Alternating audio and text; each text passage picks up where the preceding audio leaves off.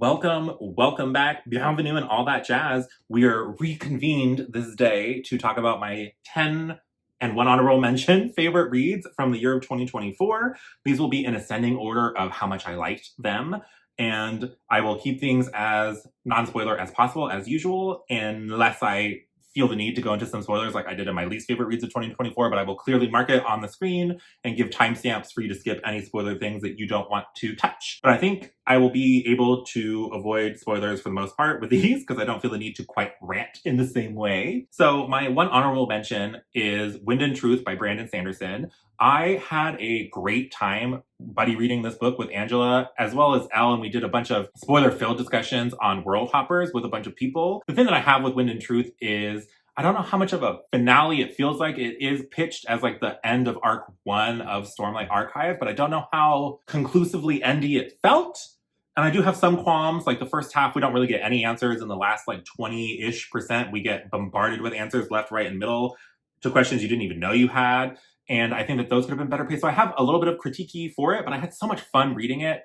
And I really loved the actual deeper Cosmere lore information that we got. And so I had so much fun reading it. And so that's why it's just shy of making it onto this list, because I do have a little bit of like critiquiness, and maybe that's just because I've been in so many conversations about it. But if you want more of those spoiler-filled thoughts, you can go to World Hoppers. There are spoiler-filled videos for days 1 and 2, 3 through 5, and then 6 through 10. And then obviously we will do the last live show for the Great Cosmere Along, talking about Wind and Truth with Jesse, Stephanie, and Angela sometime towards the end of January, so stay tuned for the actual date of that. So now we'll start with number 10 place, and that was The Scholar and the Last Fairy Door by H.G. Parry.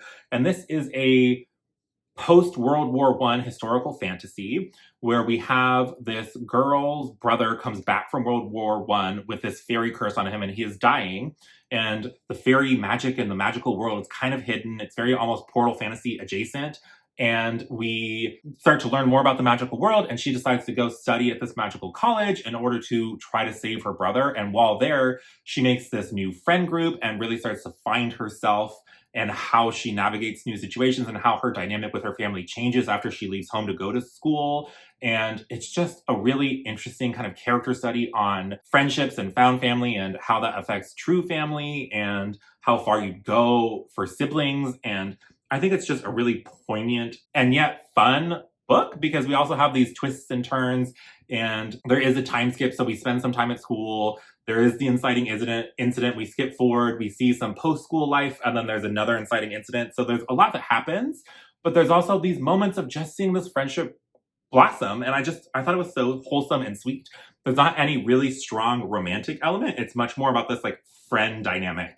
So if you're at all into just like friend groups and kind of scholarly stuff with some Fae magic, but the Fae are kind of like very background, and it's very like the magic is not super well explained, but it's explained enough to do what it's trying to do with this friend group and the plot. But it was so much fun, and I had such a great time reading it. Then in, ninth place, I have The Stone of Farewell by Tad Williams. This is book 2 in his Memory, Sorrow, and Thorn trilogy. Overall, it's a phenomenal trilogy, but book 2 really was where I felt like we started to get into the meat of Tad Williams' own story that he was telling. This is a very classic fantasy story where we follow Simon, who is like a castle hand. He lives in this castle as like a little serving boy, and he becomes friends with the kind of court magician type character that's very like Merlin-esque from like Sword in the Stone is what he really reminded me of, the like Disney adaptation. And I had so much fun just learning about these magical swords and this kind of Arthurian flavored, but also kind of Tolkien adjacent, but different takes on classic fantasy races, because there are dwarves and elves, but they're very different and have their own unique cultures that we really kind of spend the time to sink our teeth into. And just this quest of somebody, it's not quite the farm boy chosen one, because Simon is never really full chosen one status in my mind. I feel like he's just a boy who was thrust into a situation because of people he knew and circumstances, and gets kind of thrust into the center of events that he's not necessarily equipped to handle. And we kind of delve into that and what that does to him. And we spend quite a bit of time, like this series is quite long, as in each book is like quite fat and chunky, even though it's only a trilogy, And then I believe that the next series is a quartet that follows some of the characters that make it through the events of this first trilogy, but like 30 years in the future. And so I think you'll really, if you're somebody who likes seeing ramifications of choice and what that does to people and their relationships and their place in the world, I'm really curious to see how that happens in the next series when we skip forward in time and have people dealing with how this book or how this series ended. I am fascinated. But also, I think the Scythy are one of my favorite versions of elves I've ever seen. They just have such a weird alien quality to them that I just found fascinating. And then there is like a Dark Lord-esque character, but he has reasons for being the Dark Lord. So if you're worried that it's going to be like another Sauron from Lord of the Rings, it's not. There's reasons for how he ended up how he is, and there's some like family drama in the past, and it's just fascinating to like peel those layers apart as we learn more and more about this world. So I can't recommend that trilogy more highly. I think it's phenomenal. I will say book 3 is too long, which is why it didn't make the list, and book 2 is the one that made it, because it's almost, the first chunk of it feels a little side questy to me when we were trying to set up for the ending. I don't know, whatever. This is a gushing list. So Stone of Farewell, phenomenal. Then we have, is this 8th place for Fool's Fate by Robin Hobb. And this is book 3 in the Tawny Man trilogy. I know that I have the unpopular opinion again. A Realm of the Elderlings book ended up on my least favorite books of the year, and a Realm of the Elderlings book ended up on my favorite books of the year. So there's been such a journey, like such a roller coaster for me with the Realm of the Elderlings. But Fool's Fate really ties everything together in a way that I found so satisfying. We get to see how Live Ship and the events of Live Ship kind of have effects and ramifications on, I don't even know how to describe it. It's just the way that this world is so interconnected, and the things that happened, especially towards the end of Farseer, come back to have a lot more meaning, and just the rich lore and things that we get going on in this book. I'm trying to be so non-spoiler because this is book 9 in the overall 16 book series, but it was just so satisfying to me.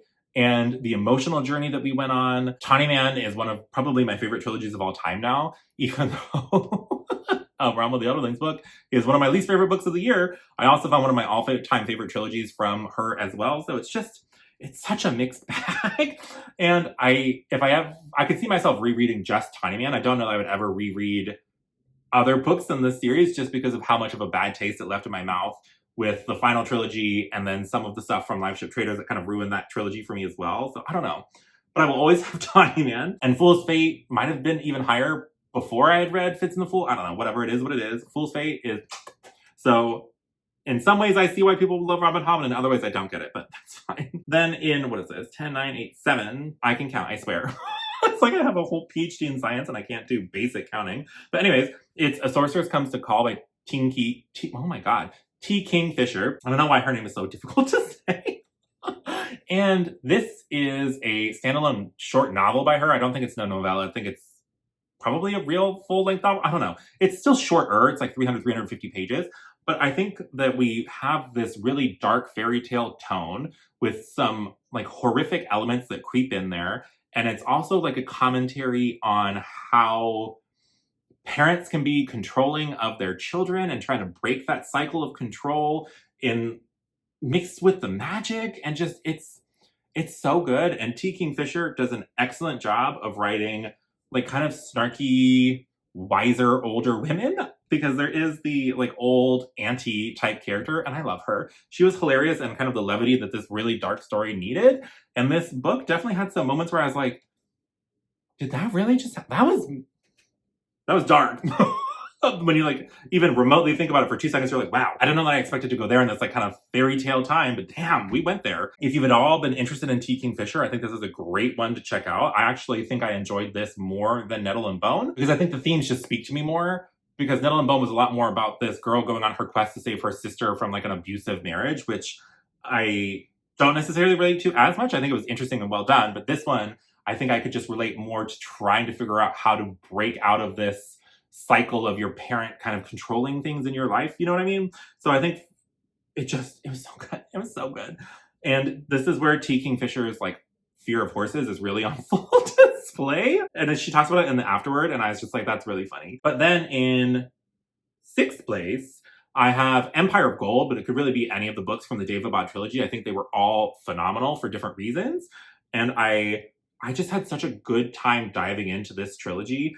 It is I was going to say older, but I still think it was written in the 2000s, 2010s. I don't really know when it came out, but I know that for a while when I first started BookTube, people really were kind of talking about Dave about it at the time. And I think that it does a phenomenal job of having a really rich, luxurious world to play in with a lot of complex politics, but we don't spend so much time that we get bogged down into the details of it all. We kind of just get the information that we need to understand, but it's also clear that like this world is so well thought out. And just there are conversations around people in power kind of using others to do their bidding and how that kind of morphs their worldview and the ramifications that has. And we have family dynamics of the people in power trying to just kind of do what they need to do to maintain order and stability. But is that right? Even though it maintains stability, is the status quo right? So I think that there's a lot of interesting like problems and conundrums that we kind of tackle throughout the series. But we also have some fantastic characters that you can really root for, that you can really hate. And we just go on such a journey, and the magic is really cool. I just think it's such a good time. So if you haven't read Daevabad yet, like, I don't know what you're waiting for. You should kind of get on it ASAP. And then the next thing I'm going to talk about, I don't know if it's a little bit of recency bias that's putting it in 5th place overall. Maybe because I just finished it over the weekend.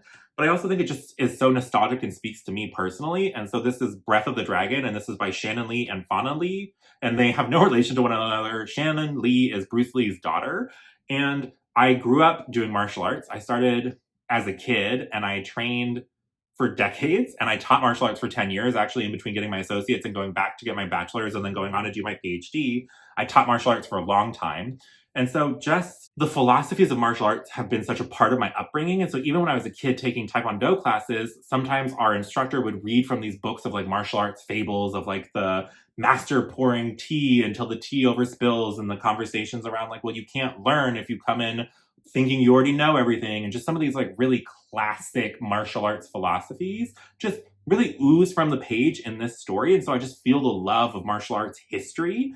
And I've also read the Tao of Jeet Kune Do, which is Bruce Lee's book about his philosophies. And so that is also highly present. And so we follow our main character, Jun Lee, and he is from the East. And in the East, martial arts is kind of a forbidden practice unless you are breath marked, which means you've been touched by the breath of dragon, which is basically deity. And you have scales, and the breath marked can have different kinds of abilities. And so at the very start of this book, he gets taken away from his family, and he and his father get banished to the West. And in the West, martial arts is celebrated. And so he ends up deciding that he wants to participate in this martial arts tournament to become a high-level figure in the West, to see if he can't change things and maybe go home someday to see his brother and his mom, who he had to leave behind. And so a significant portion of this book is like a martial arts training montage and a martial arts tournament. Probably takes up about 40% of this book. So if you're somebody that really gets bogged down in like graphic fight scenes, then maybe it would like irk you. But I think the fight scenes are really well done and actually quite accurate. I can really see Shannon Lee's influence on this book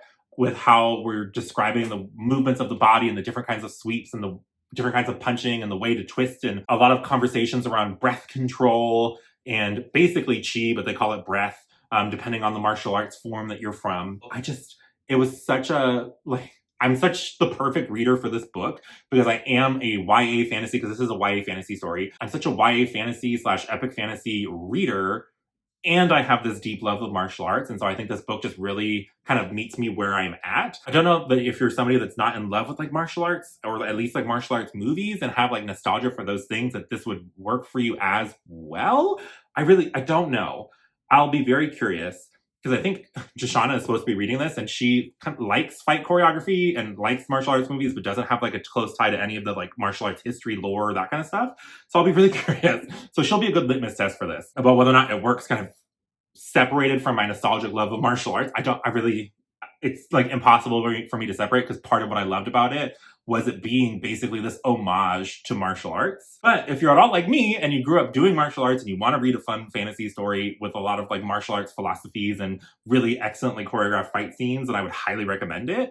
I will caution you though, I think the one thing that kind of knocks it down a tiny bit for me is it is YA, and I don't mean anything negative by that. What I mean by that is that our protagonist is, I think, 16 for the majority of this book. We meet him when he's like 6, and then we kind of do a time skip to when he's 16. And he is very irrationally impulsive. And like one isolated event will happen and he'll be like blow it out of proportion and be very dramatic about it, which is very accurate to that time. Like I remember being a teenager where everything that happens feels like the end of the world. So I think it captures that feeling well. But as a 34-year-old man, I'm kind of like, oh my God, kid, shut up. But it's so much fun and I can't recommend it more highly. Then in fourth place, I have Empire of the Damned by Jay Kristoff. This is the sequel to Empire of the Vampire. And it was just so good. If you read Empire of the Vampire and the things that you maybe didn't love about it was how we had kind of the three main timelines that we were skipping around through, I think that Empire of the Damned kind of condenses, and I read it much earlier this year, but I feel like there was only two main timelines. We have the current timeline where he's being questioned by a vampire inquisitor, and then we have the continued quest that we started to see rumblings of in book one, and that's kind of it, because we're kind of done with his childhood, and we kind of understand how he got where he got, and so if that was your qualm, then I think this will improve on it. If it was anything about the language use or the colorful insults or the real like kind of melodramatic nature of it all or anything like that, then this book is more of the same. But if you loved those things about the first book, then you'll love those things about the second book. And there was a twist at the end about the vampire lore of how these vampires came to be that I thought was fascinating. And I've read a lot of vampire things and seen vampire movies over the years. And I hadn't seen anything else quite like that before. And it makes me so excited because book 3 is supposed to be the conclusion. And I don't know how we're going to conclude this.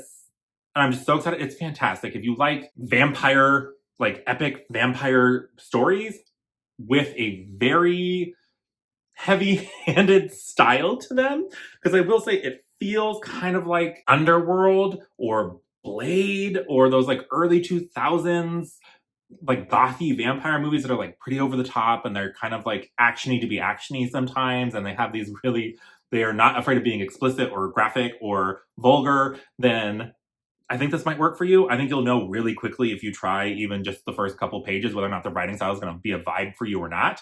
I personally love it. My inner 2000s emo goth girl who wanted to shop at Hot Topic really just loved this book. Anywho, the last three books I think speak to me on a more personal level, which is why they are my top 3 books of the year. The first one I'll talk about is Somewhere Beyond the Sea by T.J. Klune. This is the sequel to The House in the Cerulean Sea. And we continue following Linus and Arthur. And the kids at the orphanage is a direct sequel to The House in the Cerulean Sea. And there are some shenanigans afoot with Dykemy, the department in care of magical youth, or in charge of, whatever. And there is just this really deep queer messaging that I just really appreciate from TJ, where we really just see the found familyness of it all and coming together against these external forces because the world is trying to other them and basically legislate them out of existence. It just is such a queer story and I just love it with all of my heart.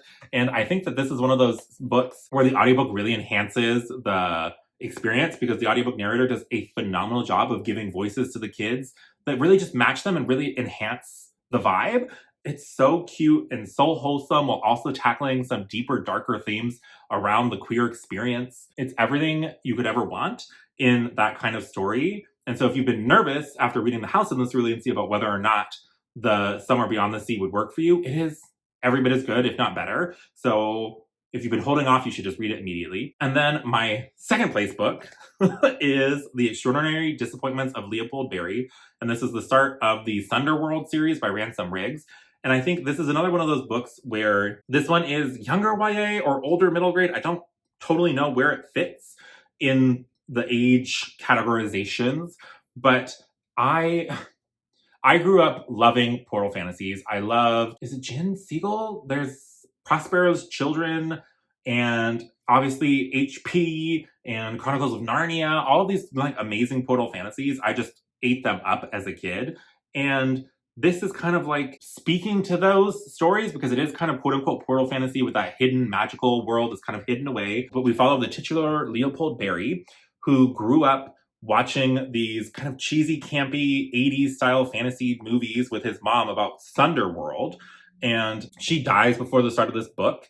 And I think it was cancer. I don't totally remember, but she passes away. And so he's really just grappling with the grief and the hole that his mom has left in his life and being treated like his grief is somehow an illness. So he has to go through all of these different things because everybody around him, his dad and I think his therapist is involved a little bit, just trying to make him feel like he should be able to move on and let go and pursue what's next. And his dad is like this very aggressive, always pushing, pushing, pushing, pushing. Nothing is ever good enough. And so that just really, it spoke to my inner child feeling that way from my parents sometimes, where it's like, it doesn't matter what you're going through or how you're feeling. It's always about like, you have to push through. And sometimes it's okay to be a kid and experience what you're experiencing. And then it's these really deep moments kind of coupled with the very 90s and 2000s that is this world of this book.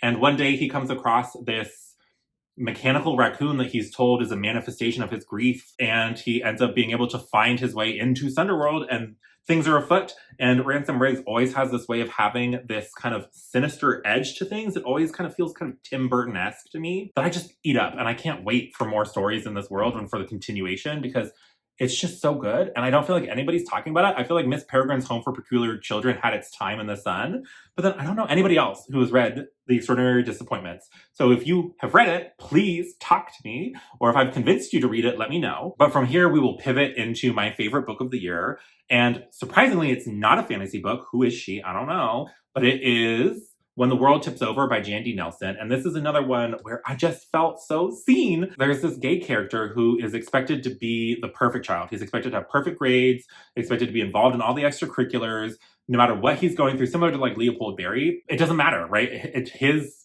difficulties don't matter. And there's this differential treatment between him and his siblings, where his siblings are allowed to be different, and he's just always expected to be the perfect one, the one who is unflappable. And I just related to that so hard, because I felt like that's how I was treated growing up to some degree, that like I was expected to get straight A's, but then my brother, sometimes there was a little bit more forgiveness there, and just those differential expectations and the messiness.